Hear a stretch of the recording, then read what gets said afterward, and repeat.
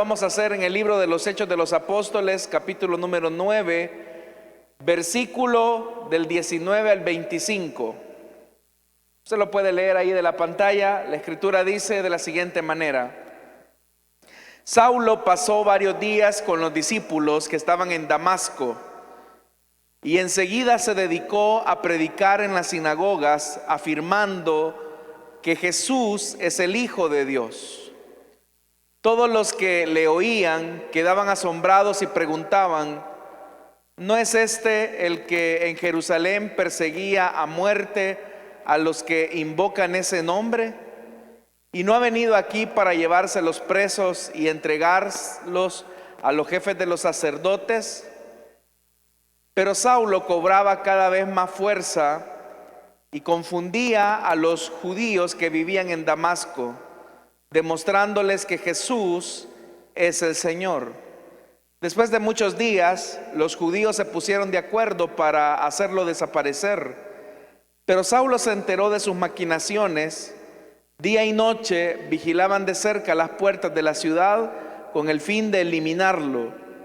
Pero sus discípulos se lo llevaron de noche y lo bajaron en un canasto por una abertura en la muralla.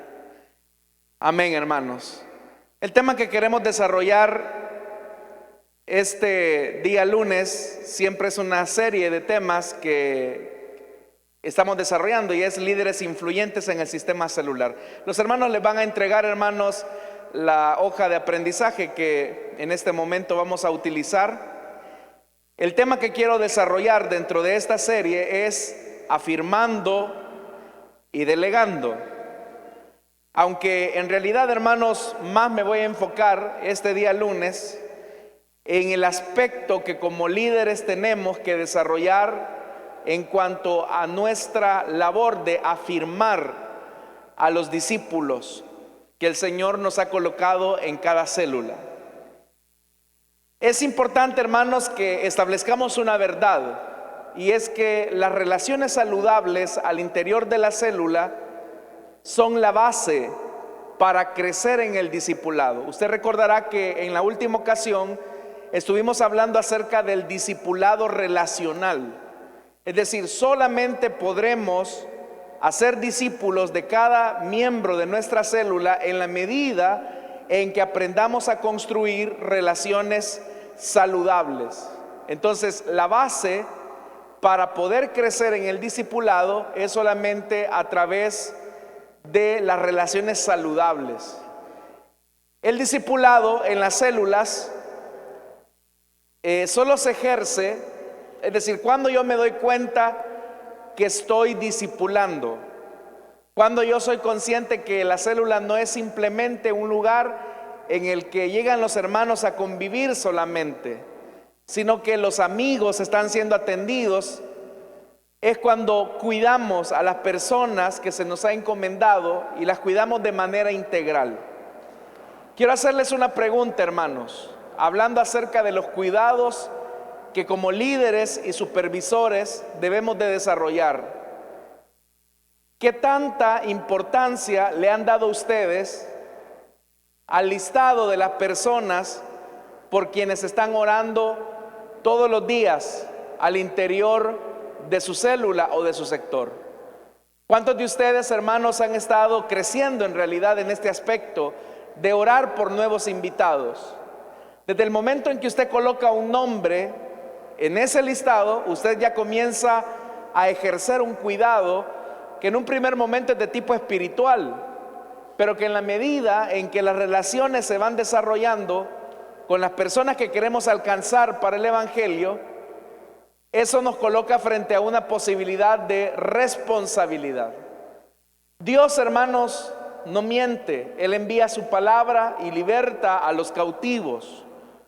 Cuando se produce ese proceso que nosotros conocemos como conversión o nuevo nacimiento, hermanos y hermanas, una de las cosas que más tenemos que tener cuidado en este proceso es en el hecho de afirmar la identidad de nuestros hermanos, afirmar la identidad de los nuevos discípulos para que permanezcan en el Evangelio para que establezcan una ruta de crecimiento y tengan una estabilidad espiritual y solamente así puedan crecer. Es decir, tenemos que ser conscientes, y eso creo que lo sabemos todos porque pasamos un momento, en algún momento de nuestra vida, cuando llegamos al Evangelio, los primeros días después de nuestra conversión fue bastante difícil. Los primeros días de conversión fueron críticos. Entonces, lo que va a permitir que ese recién convertido permanezca, se establezca y crezca en el Evangelio va a depender de la calidad de red que la célula tenga. Si la red de la célula es bastante débil, el resultado se va a perder. Si la calidad de la red es fuerte, eso va a permitir que los hermanos puedan ir creciendo y desarrollando su cristianismo de manera saludable, así como nosotros lo hicimos. Pero es importante que usted tome en cuenta que los primeros días después de la conversión son días difíciles, son días muy críticos, y es acá donde tenemos que aprender a ejercitar nuestra labor de discipular. A propósito de esto, quiero compartir con ustedes 5 principios sobre la afirmación. Este término de afirmar se utiliza mucho en la relación de padres e hijos. Nuestros hijos necesitan ser afirmados en la medida en que van creciendo. Por ejemplo, nunca será suficiente que usted le diga a su hijo: mira, hijo, tú eres inteligente, tú eres hermoso, tú lo puedes lograr, no importa que los demás te digan que tú no lo vas a lograr, tú sí puedes. Ese proceso de afirmar a los niños les va generando una seguridad en su personalidad. Como en el caso del milagro del nuevo nacimiento, es un proceso similar, solo que es de tipo espiritual. Los recién convertidos necesitan afirmación, pero no es una afirmación, hermanos, en el sentido de que vamos a pasar diciéndoles palabras positivas.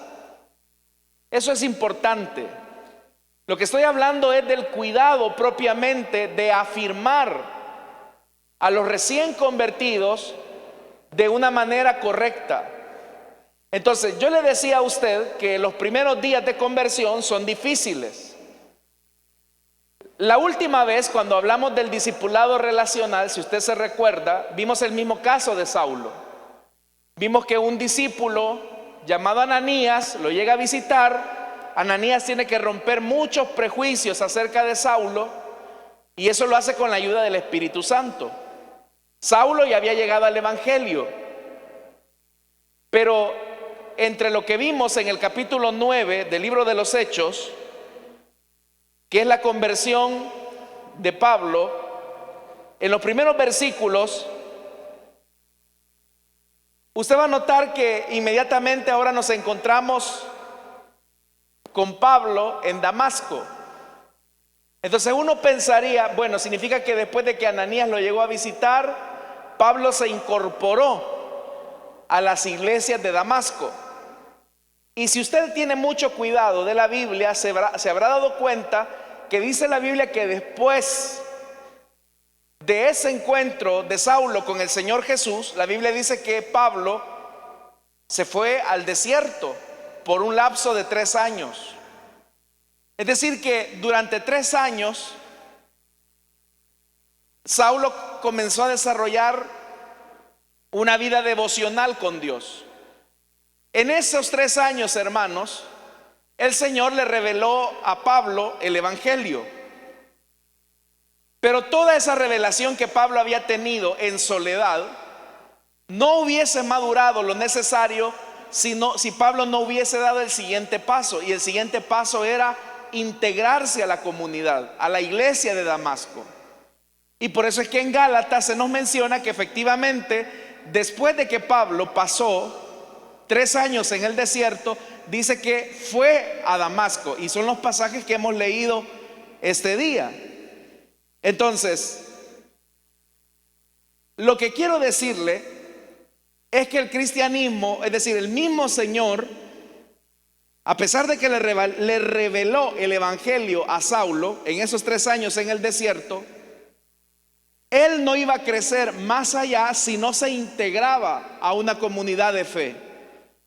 Entonces, vea lo que dice el versículo 19. Saulo pasó varios días, dice, con los discípulos que estaban en Damasco. Preste atención a ese versículo 19 porque lo vamos a contrastar al final. Dice Saulo, dice la escritura que Saulo pasó varios días con los discípulos que estaban en Damasco.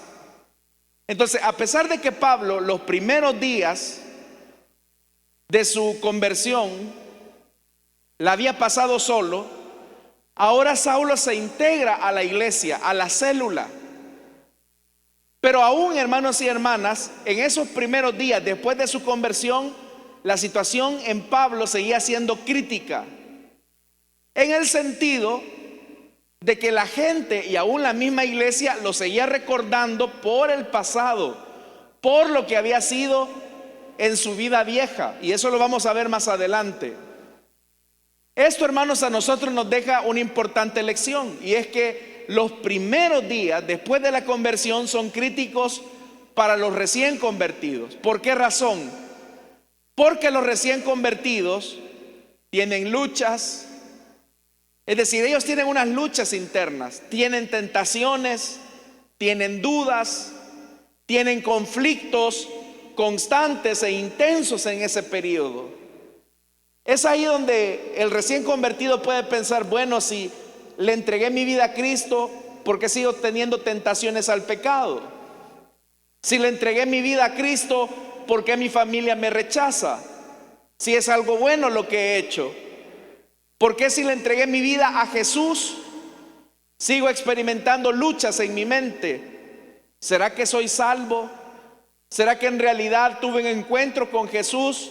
¿O simplemente me emocioné? Todas esas preguntas, si usted es sincero, usted las tuvo los primeros días de conversión.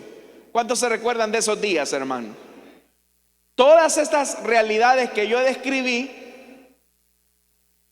solamente comenzaron a tener salida y solución cuando nos integramos a la iglesia. Entonces, lo primero que tenemos que hacer con los recién convertidos es afirmarlo en una familia. Dicho de otra manera, afirmarlo con la iglesia, con la comunidad de fe, y que la iglesia sea una comunidad de fe y de amor. Cuando el bebé nace, lo que el bebé necesita son las caricias de su mamá, los cuidados de su mamá, los cuidados de su papá, la voz de su papá, los gestos de su papá, porque está recién nacido. Es decir, así como un recién nacido necesita de cuidados muy específicos, también el recién convertido necesita esos cuidados específicos.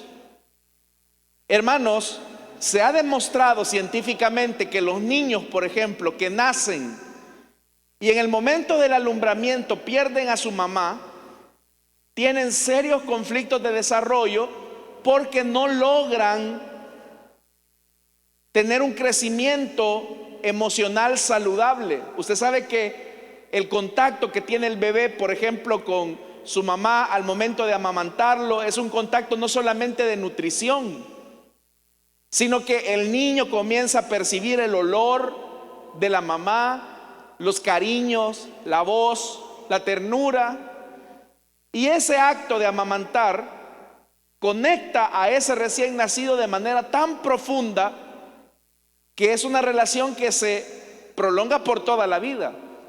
Y por eso es que nosotros tenemos más en alta estima a la mamá que a veces que al papá, porque la relación suele ser muy fuerte.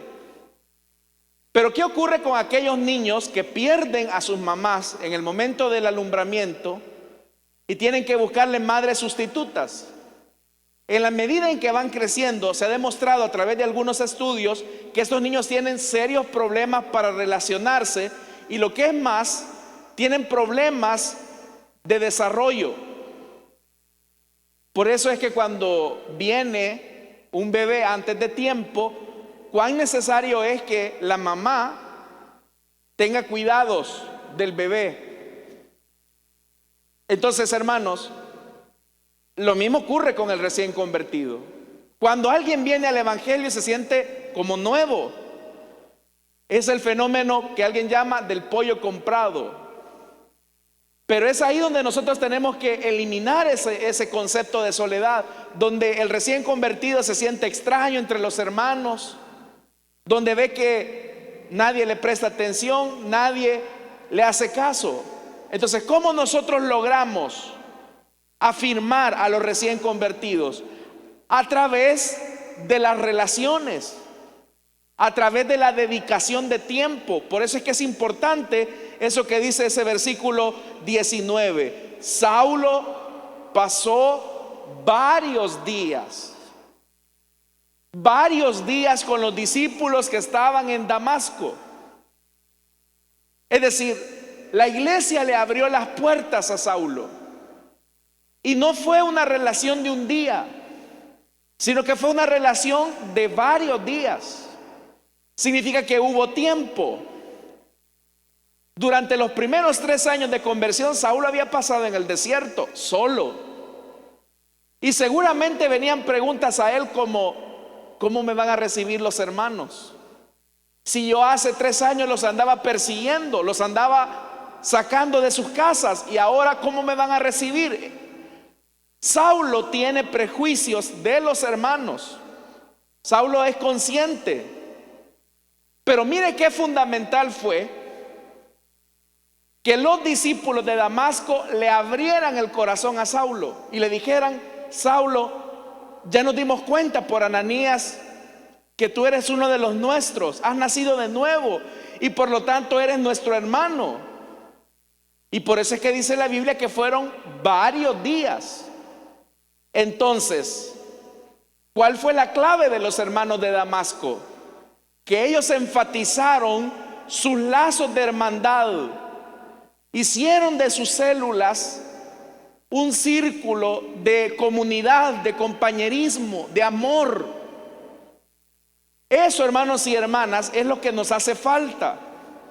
Que cuando la gente venga a la célula o venga a la iglesia, efectivamente sienta que para nosotros son como nuestra familia, con los que establecemos relaciones saludables que nos interesan. Qué bien, porque Dios nos concede conversiones.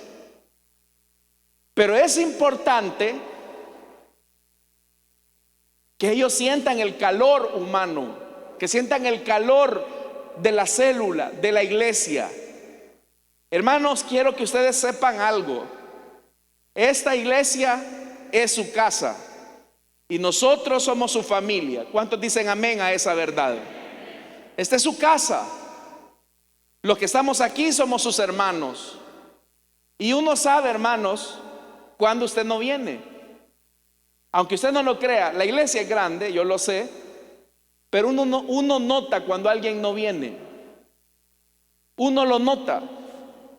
Entonces, en la célula ya ni se diga, se debe de enfatizar entonces eso. Pero ahí viene el punto. A veces los recién convertidos dicen: yo tengo un deseo de servir al Señor, de crecer, pero quizás yo no voy a ser tan bueno como los hermanos de la célula. Quizás yo nunca voy a ser como el supervisor, o yo no voy a ser como esos hermanos que andan de corbata negra. Entonces la gente puede tener un concepto de nosotros como que si somos modelo acabado, como que si nosotros somos cristianos que ya llegamos al Olimpo. Pero eso no es cierto. Ninguno de los que estamos acá, desde su servidor hasta el último que está allá, puede decir que somos modelo terminado.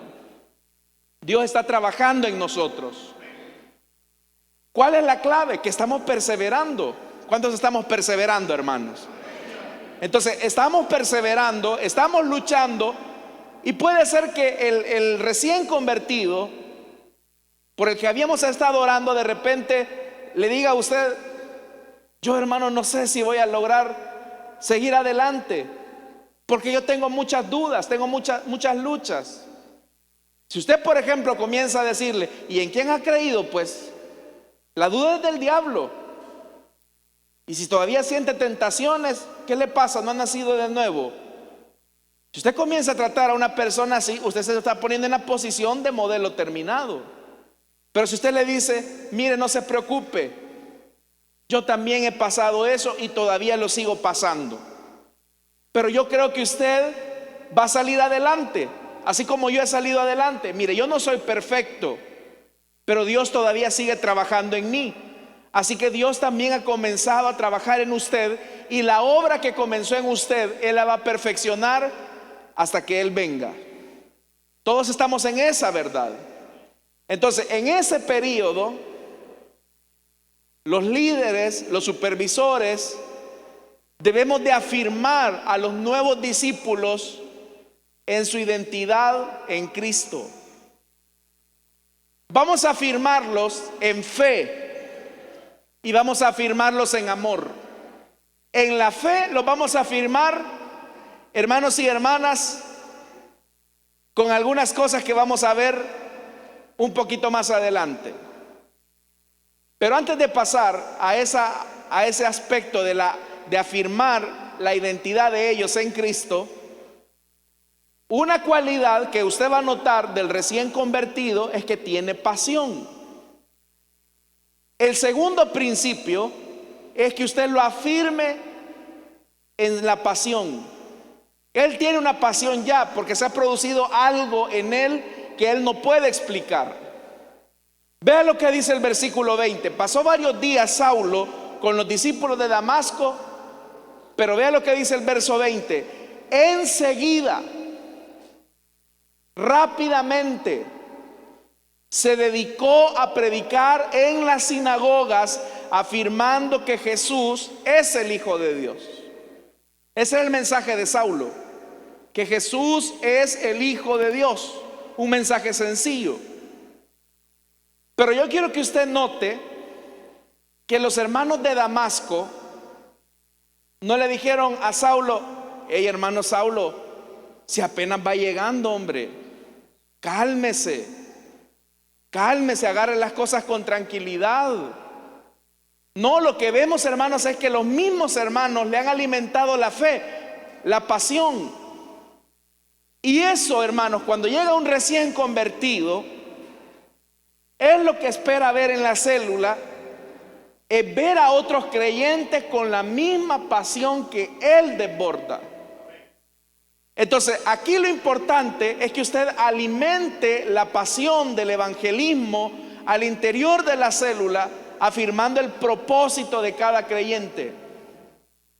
Puede ser que el recién convertido, hermano, llegue con mucho entusiasmo, con mucha pasión, y él está deseoso de que la célula comience temprano, que comience a la hora cabal, que se salga a invitar. Incluso puede ser que hasta ande predicando, hasta se suba a los buses y todo lo que un apasionado por Jesús hace. Pero el problema es cuando nosotros no les alimentamos su pasión con nuestra vida. Cuando usted escucha la palabra pasión, es probable que la primera idea que se le venga a la mente es lo relacionado al fuego. Y en realidad el fuego es un símbolo de pasión. Pero así como el fuego y la pasión puede encenderse, también el fuego y la pasión puede apagarse. Entonces, al igual que el fuego, la pasión o se puede avivar o se puede sofocar. La pasión puede consumir o puede enfriarse. Depende. Si un recién convertido llega a una célula, a un sector donde la pasión se está sofocando, se está apagando, pueden pasar dos cosas ahí. En el mejor de los casos, que esa persona busque pasto fresco. Busque donde le alimenten ese deseo de servir al Señor. Y en el peor de los casos, que se apague y vuelva atrás. Entonces dices, no, yo pensé que el evangelio era diferente. Entonces, ¿qué se necesita para avivar esa pasión? Bueno, ¿qué se necesita para que el fuego se haga más grande? Que la llama crezca. Hermanos, si el fuego de nuestras células es solamente como una ramita pequeña, que apenas tiene un fueguito, usted sabe que ese fueguito tarde o temprano se va a apagar. Pero si el bosque de la célula, el bosque del sector, la iglesia se enciende, todos los que están a nuestro alrededor se van a encender. Entonces, debemos de cuidar esos elementos, esa pasión del recién convertido. Es más, nosotros debemos de contagiarnos de esa pasión si la hemos perdido. Piense por un momento en un niño que comienza a crecer. El niño se vuelve hiperactivo, el niño se vuelve inquieto. Usted trata la manera de ver dónde le encuentra el botón de apagado al niño, porque anda corriendo y no se cansa. Entonces, eso es lo natural en un niño, que sea inquieto, que ande corriendo, que se ande riendo, que ande saltando. Eso es lo normal en un niño, porque esa es la energía que él tiene. Y si a eso le suma que le da chocolate en la noche, ese niño no se detiene. De igual manera, ¿qué ocurre con el recién convertido? Él tiene energía, él tiene fuego, él tiene pasión. Pero si nosotros como iglesia lo que hacemos es tratar la manera de detener esa pasión, hacemos mal. Entonces, ¿qué es lo que debemos de hacer? Debemos de aprender a canalizar esa pasión. Entonces, afirmar la pasión de los nuevos discípulos solamente se logra cuando nuestra propia llama está encendida. ¿Cuántos están encendidos todavía, hermanos? Bueno, solo el hecho de que usted esté acá es una evidencia de que hay fuego encendido ahí. Ahora hay que encenderlo más. Échele gasolina, varón. Échele combustible. Enciéndase, pero en el fuego de Dios, ¿verdad? Por eso, usted tiene que evitar los comentarios apagafuegos. Hay mucha gente apagafuego que le dice de repente al recién convertido: vea, no, si es que está en el primer amor.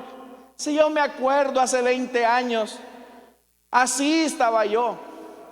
Y hoy está oxidado ya. Hoy ya nada, hermano. No arranca. Comentarios apagafuego pueden ser: no, cálmese, tranquilícese, agarre las cosas con calma. Pero lo que debemos de hacer es aprovechar la pasión de esas personas en la medida de sus capacidades. Quiero llamar su atención a algo. Dice el versículo 20: y enseguida se dedicó a predicar en las sinagogas. En la sinagoga no predicaba cualquiera. Tenía que predicar a alguien con capacidades. Entonces, seguramente los judíos vieron una capacidad en Pablo y le dieron la oportunidad a Pablo de predicar. ¿Por qué nadie había predicado en las sinagogas antes? Porque no tenían la capacidad.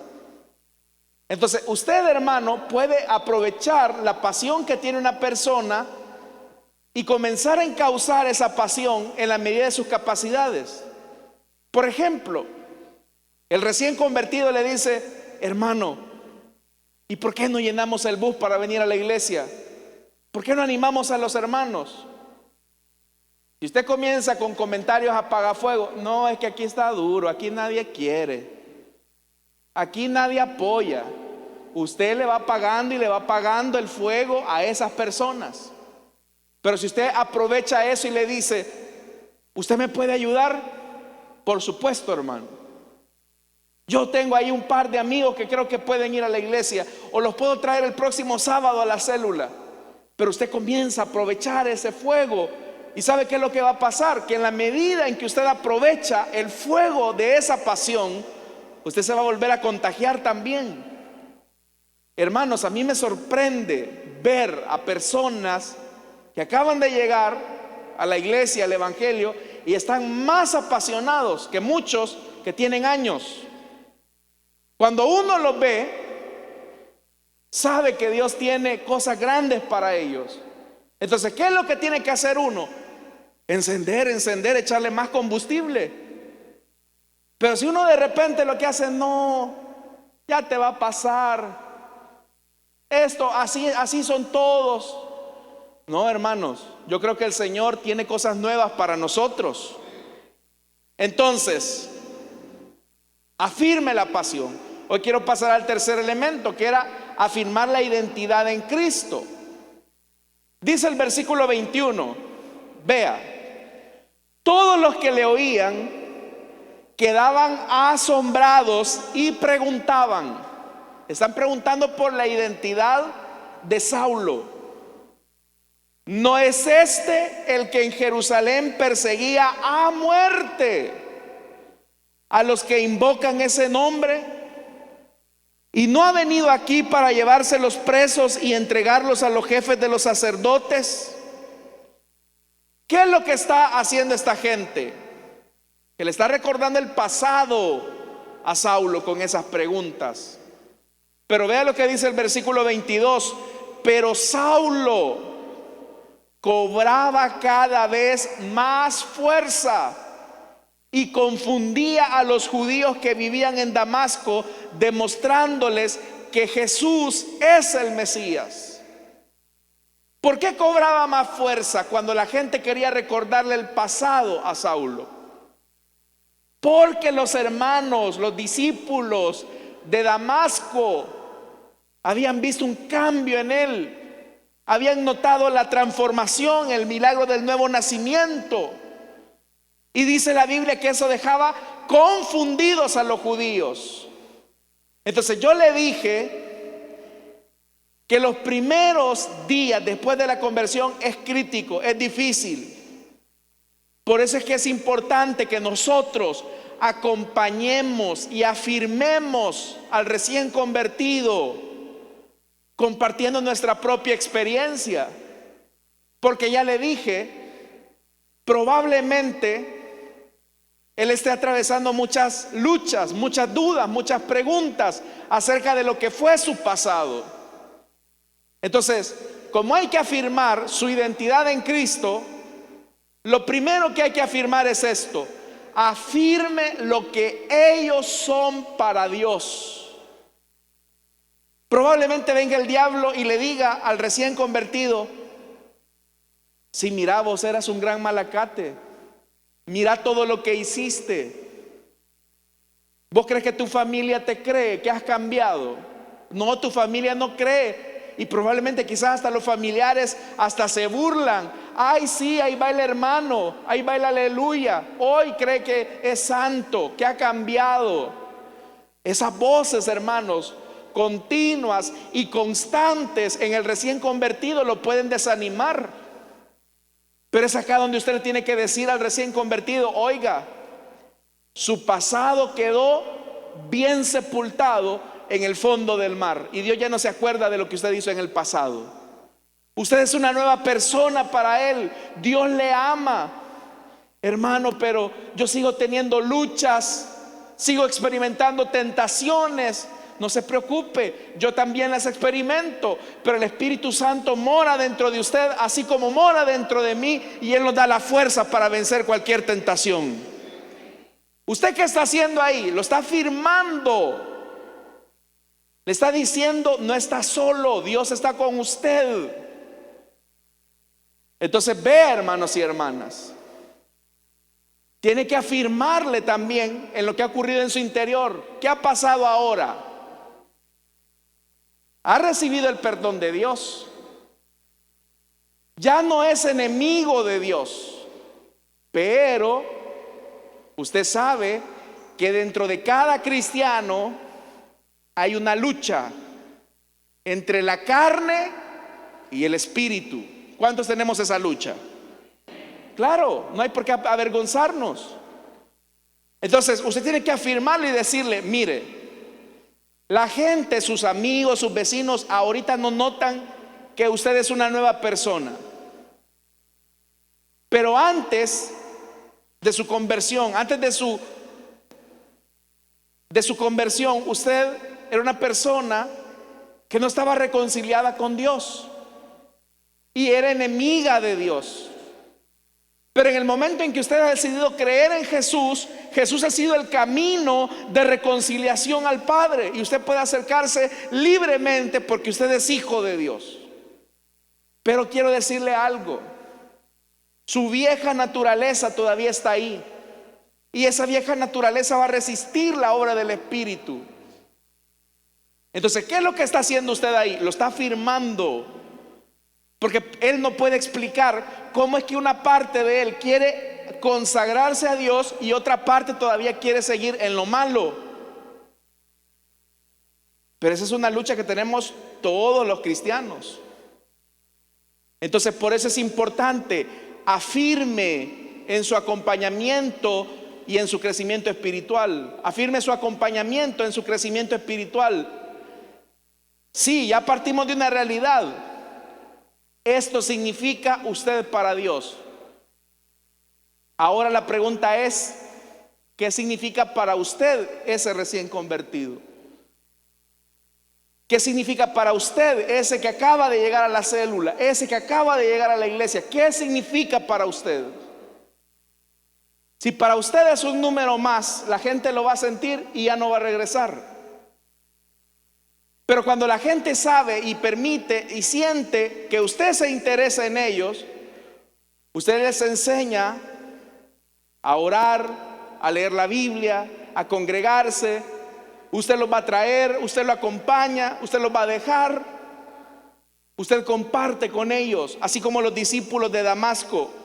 Pero cuán importante es que los acompañemos, que no los dejemos solos, porque no crecen solos los cristianos, necesitan personas que los afirmen. Cuarto principio: a pesar de que la gente seguía viendo a Saulo como el perseguidor, los hermanos de Damasco lo seguían viendo como su hermano en Cristo.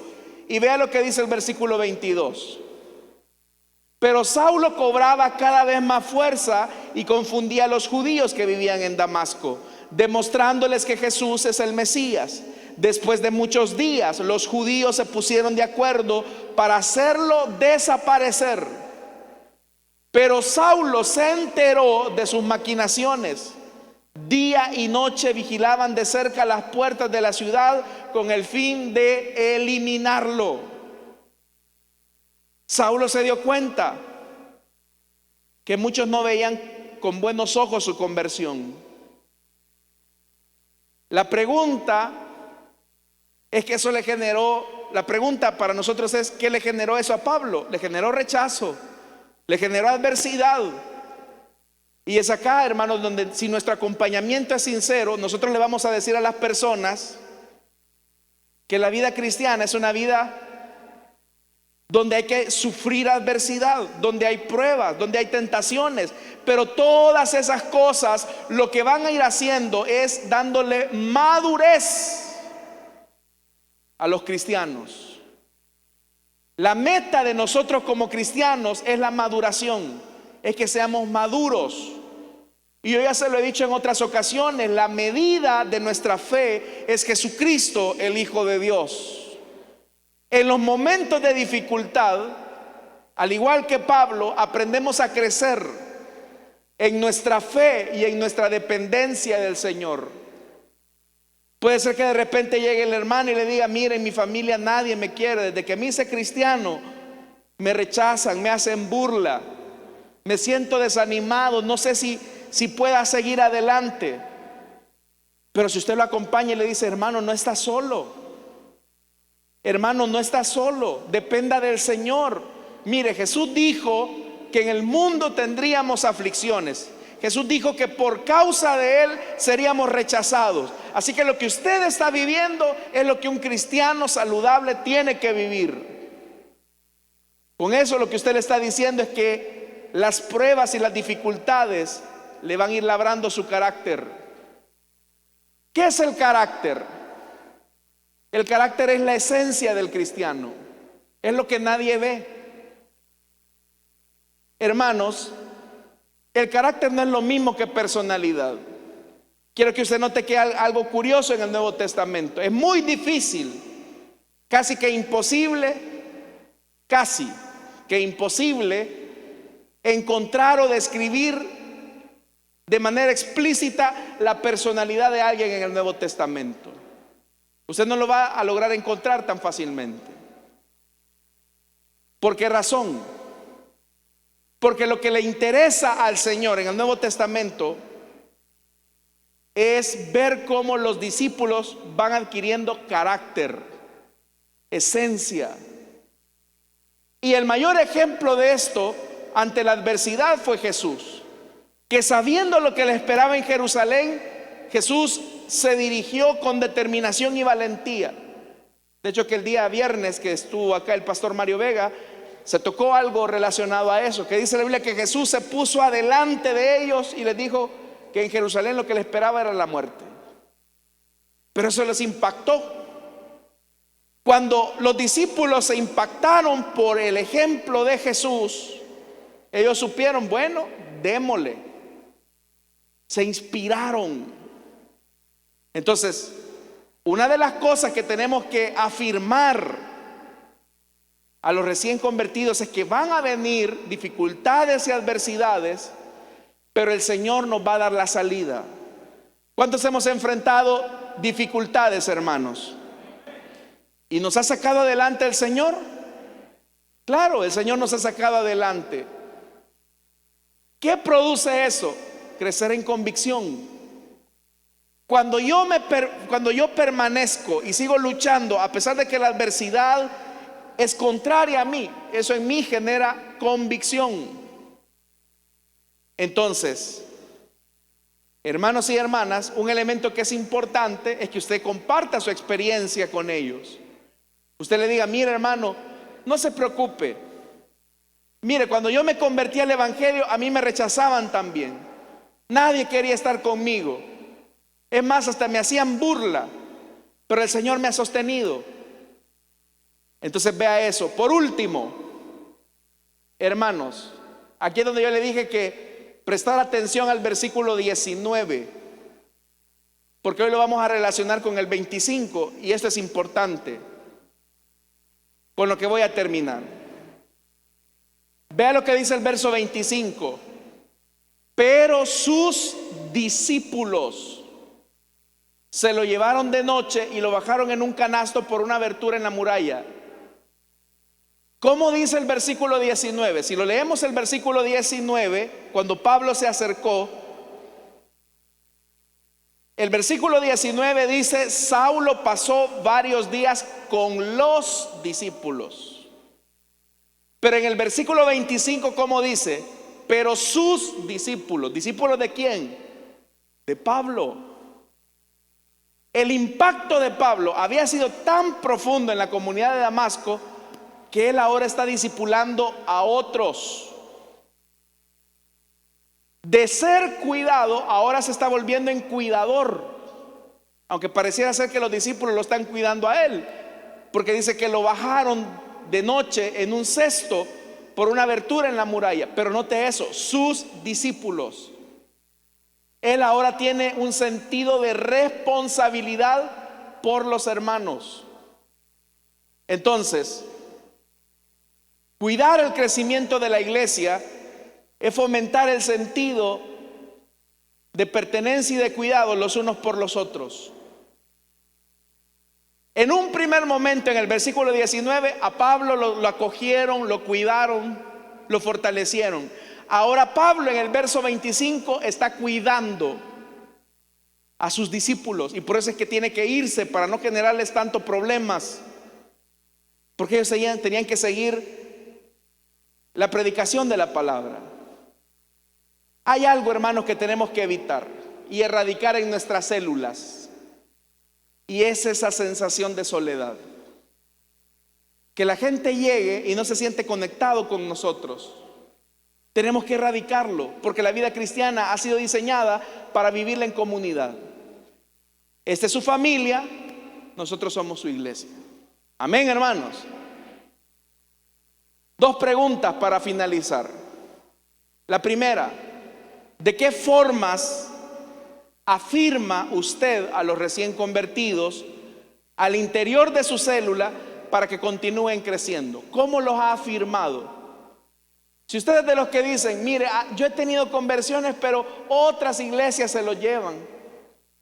Mi célula ha sido como trampolín para otras iglesias. ¿Por qué? Porque no los ha afirmado. Encontraron identidad en otro lado y no en su célula, no en la iglesia. Segunda pregunta que es importante: ¿cómo podría mejorar la consistencia y permanencia de los miembros de su célula al evangelio y a la iglesia si nos afirmáramos los unos a los otros? ¿Cree usted, hermanos, que podría mejorar si comenzamos a afirmarnos los unos a los otros? Y sabe que los recién convertidos necesitan afirmación, pero también nosotros. Así que yo quiero decirle, hermano, que usted está haciendo un buen trabajo. Si usted está acá, es porque tiene deseo de aprender. Así que dese un aplauso a usted mismo porque está acá, hermanos y hermanas, y déselo al que está a su lado. Ánimo. Vamos a cerrar nuestros ojos, hermanos, y vamos a orar.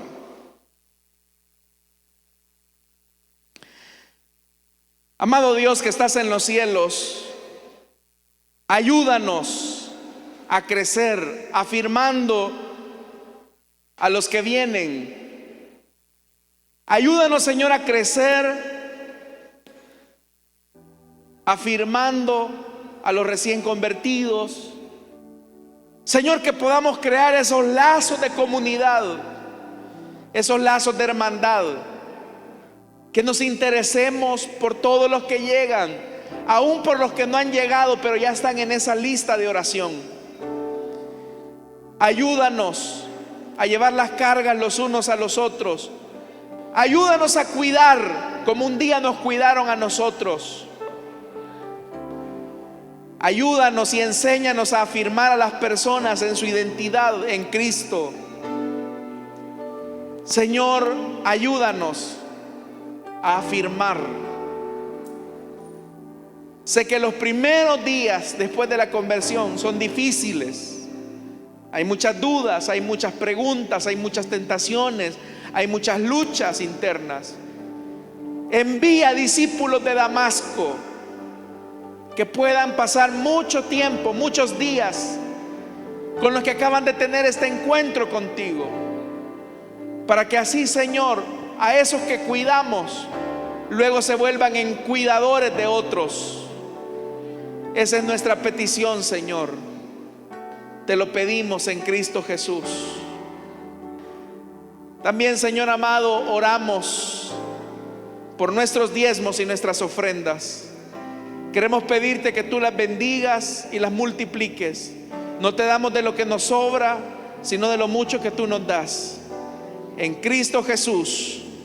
Amén y amén. ¿Cuántos dan un fuerte gloria a Dios, hermanos? Amén. Vamos a cantar mientras